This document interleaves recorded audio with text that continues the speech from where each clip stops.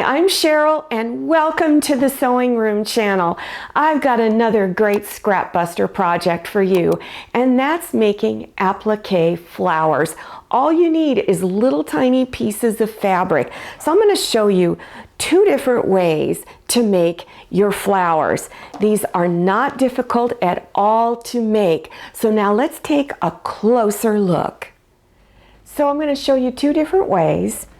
This flower is just round with a round circle in the middle, and then I've got a stem and two leaves, and all of this is the same color down here. So now let me show you another way that you could make this flower. This is the flower petals have scalloped edge, and then the center is just a round circle. But down here for the stem and the leaves, I'm using different fabric, and that's just to make it look a little more interesting. So now let's look at the supplies you'll need. Here are the fabrics that I'm using. I'm going to use just scrap fabrics. That's what I recommend you do. Or you can go and just buy 1/8 yard of fabric or fat quarters. You don't need a lot for this. So I'm going to use two different colors for the stem and the leaves, and then this is the center of my flower, and these is going to be the petals, and I'm just using a plain white for the background. You're also going to need to use either thin paper, and later in the video I'll tell you where you can get this thin paper, because you need a stabilizer behind your fabric when you're doing your decorative stitches.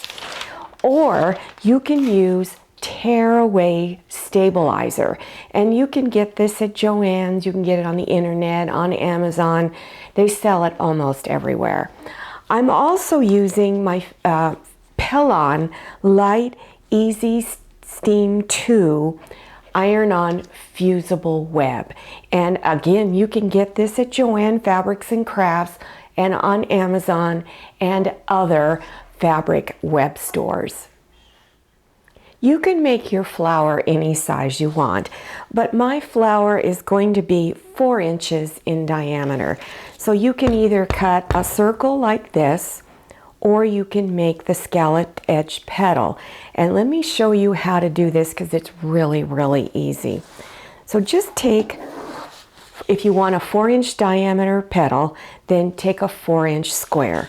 Fold it in half, and then fold it in half again,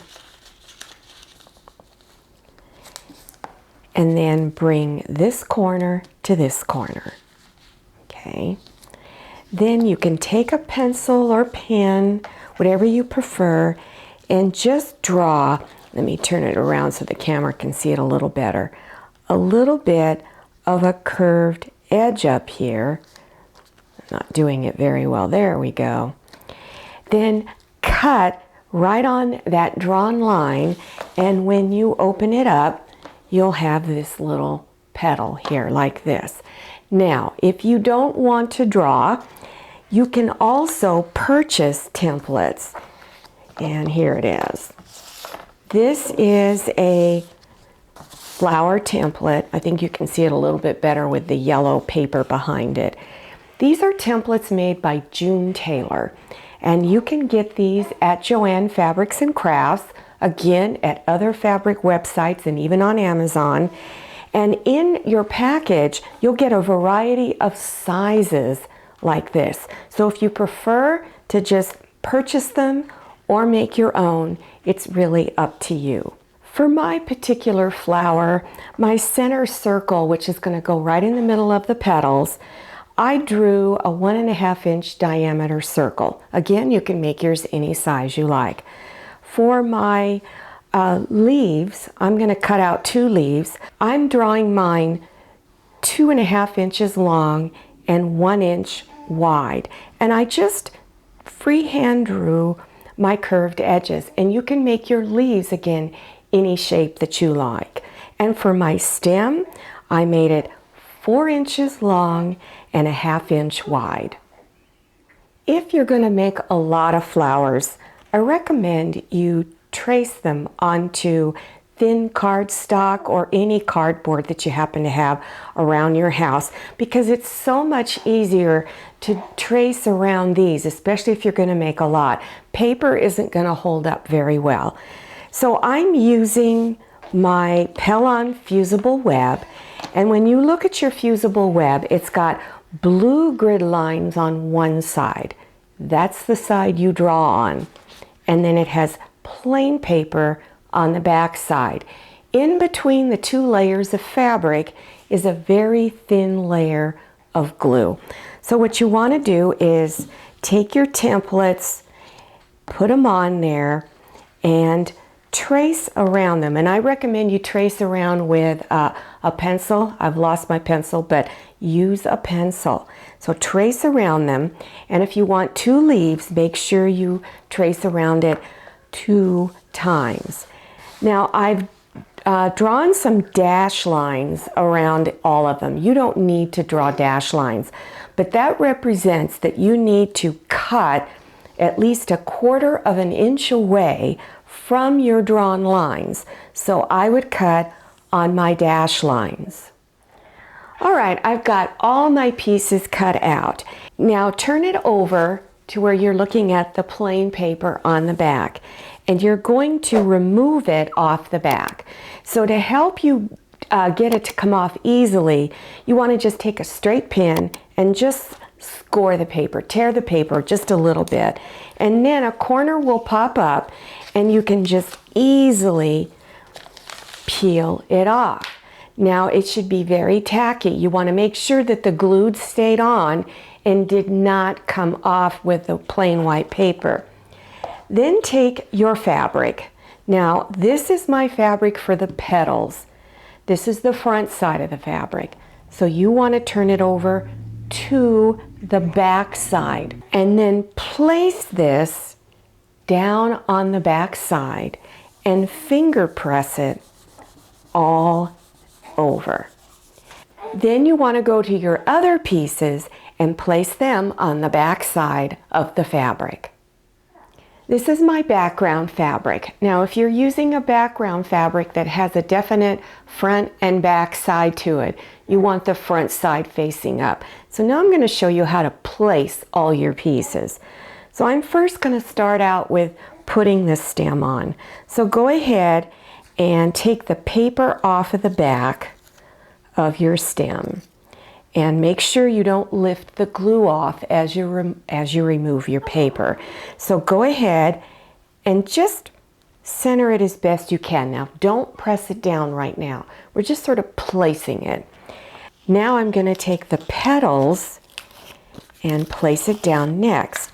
And I want it to just slightly overlap the top of the stem.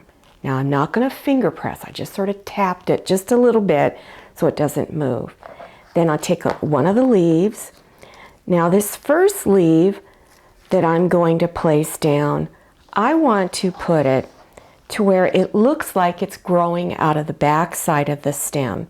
So I'm just going to lift the stem up and insert the pointed end right underneath the stem. So it looks like it's growing from the back side. Then I'm going to take the next leaf and place it in front to make it look like it's growing out of the front side. Now you want to stand back and look at it, and if you don't think it looks centered right, or you don't like how you've placed your leaves or anything about it, because you haven't finger pressed it down, it's still real easy to lift it up, take it off, and replace it. So just go ahead, and if you need to rearrange it, go ahead and do that. Once you have it the way you like it, then go ahead and finger press it all down. Now you want to permanently fuse it onto your fabric, and once you fuse it, you can't take it off. And if you try to take it off, it's a real mess and you're just going to have to throw it away. So you want to do this next step at your ironing board and make sure you read the instructions on your package of fusible web. Mine says to place a damp cloth over it. So I just take any plain fabric, white fabric that I have, And I'll just spray it real good with a spray bottle of water. Or you can go to your sink and get it damp. Then take a hot iron with steam and place it over it. Give it a burst of steam and hold it anywhere from 12 to 15 seconds. If it doesn't seem like it's sticking, then don't worry, you can just put the iron back down and hold it there for a few more seconds. Then lift and set it down, and again, hold it in place for 12 to 15 seconds. Then when you are done, I usually like to let mine cool down so that the glue doesn't get all over my sewing machine needle. You can use expensive embroidery thread, but if you're just getting started, just use your polyester thread. You can use the same color on as to what your fabric is. So you could use green on your leaves, or you can use another color if you want to. Machine applique is a really fun art form. You can do anything you want. And again, I can use orange for my circle and yellow to go around the edge of the flower, but you don't have to. You could use yellow around the circle, orange around the edge of your flower, and you can even use brown around the edge of your leaves. It's really up to you.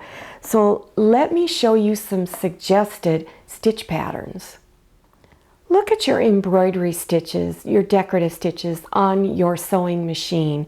Even if you have a mechanical machine, mechanical machines even have some of these decorative stitches. So look at the ones that you have. This is some of the ones that I have on my machine. There is 2 stitches here that I use quite frequently, and that's a medium satin stitch and a large satin stitch. But here are some others that I'm using. Before you start doing stitches on your flower and you've never done machine applique before, I highly recommend you just cut out some circles and squares. Test those stitches on there and see which ones you like best. It's also highly advisable that you practice, especially if you've never done this before. Practice going around corners and curves. Before you begin stitching, you want to put some kind of stabilizer behind your flower. Now, this is really thin paper that I have here, and I purchased it from Home Depot in the paint department, and it comes on these large rolls. You can get it in a variety of widths. It's very inexpensive and it will last you a very long time. Or you can use tearaway stabilizer. This is a little more expensive. So for those of you on a budget, it's probably better to start out with the thin paper. So what you want to do is you want to place it behind your applique pattern that you're using. And place a few pins to hold the paper there so it doesn't slip around while you're trying to stitch. Another thing that I advise that you do is use an open toe presser foot. You'll see that there's nothing blocking the needle on this foot. This will make it really easy for you to see exactly where you are stitching, so that when you're stitching, you're having that center line that's right there in the middle of your presser foot. Keep it on the edge of your fabric and just go ahead and begin stitching. Now I'm going to give you a suggested stitching order for all of this. So the first area you want to stitch on is this leaf that's coming from behind the stem. So this is 1. Number 2 is the stem itself, because the stem overlaps this and it will cover up the beginning and ending stitches, so it all looks much better, looks more finished. Then this is number 3, because this one overlaps this one. Then do your petals, and last do this, the circle. If you're wondering what kind of projects you can make using these flowers, everything. You can put it on a pillow like this, tote bags, oven mitts, pot holders, table runners, everything you can think of, you can put these on. Now, if you want more applique patterns, just check below your YouTube screen for the video links. Also, don't forget to follow me on Instagram and check out my Facebook page. Thank you so much for watching. See you next time, and happy sewing! I hope you enjoyed this video. If you did, please click on the thumbs up button. Don't forget to click on share to share this video with your friends. If you haven't subscribed yet, click on that red subscribe button down there in the lower right-hand corner of your screen. Don't forget to click on the bell. I'm Cheryl, and this is a lot of mayonnaise. See you next time, and happy sewing!